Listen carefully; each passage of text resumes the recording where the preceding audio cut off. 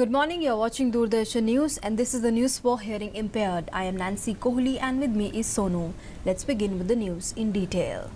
India and the United Kingdom have reviewed the entire gamut of extensive ties between the two countries.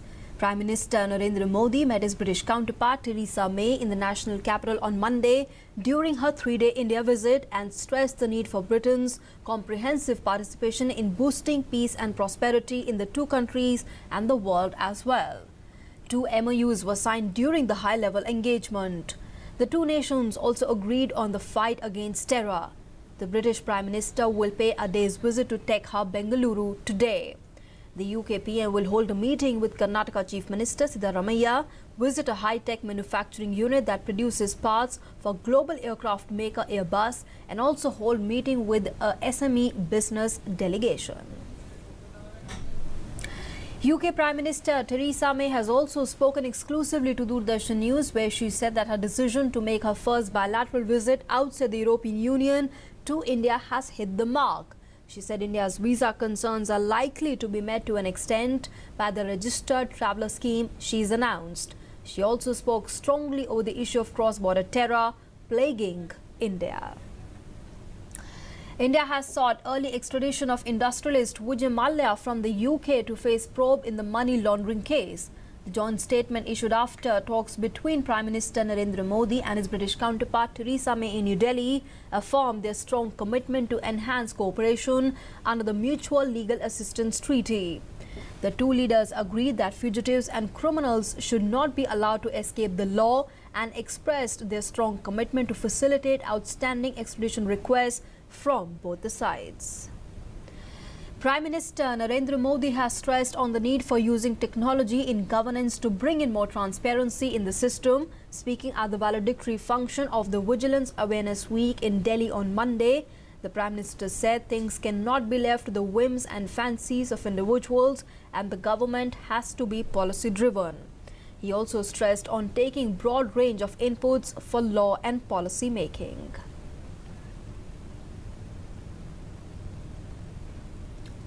Hitting out at Congress Vice President Rahul Gandhi for his comments against the Modi government, Information and Broadcasting Minister Venkaiah Naidu has said that democracy was more vibrant in India today. The minister said it was the Congress that imposed emergency and dismissed the state governments on several occasions. The minister reiterated that 21 channels were ordered to be banned for varying durations during the UPA government.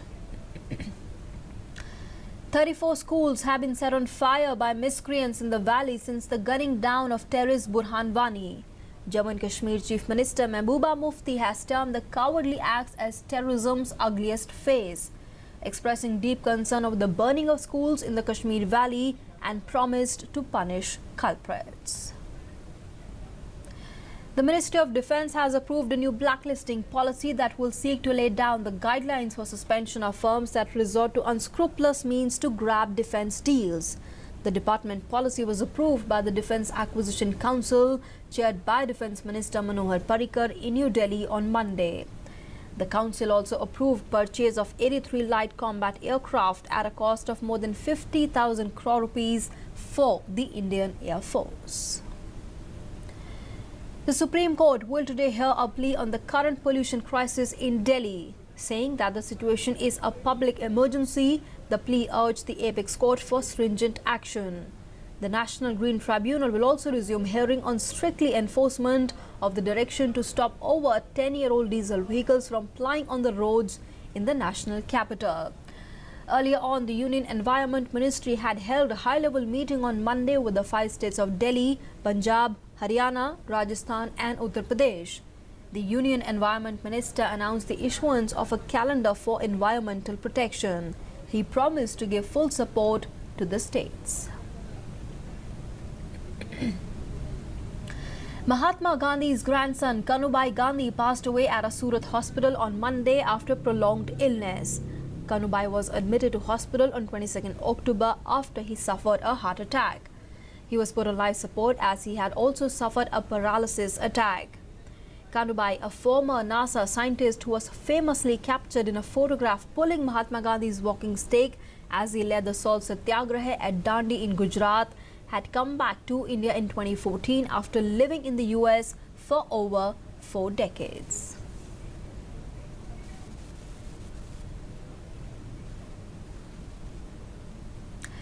And the countdown has begun for the much-awaited US presidential elections as Americans will vote to elect the 45th president. 37 million Americans have already voted, and between 70 and 80 million are expected to vote today. The final results are expected by tomorrow. Meanwhile, in a last effort, the US President Barack Obama has appealed the Americans to vote for Hillary Clinton. He said, "Don't cast a vote for someone who has no respect for Constitution." And with that, it's a wrap on this edition of the news. Thanks for being with us.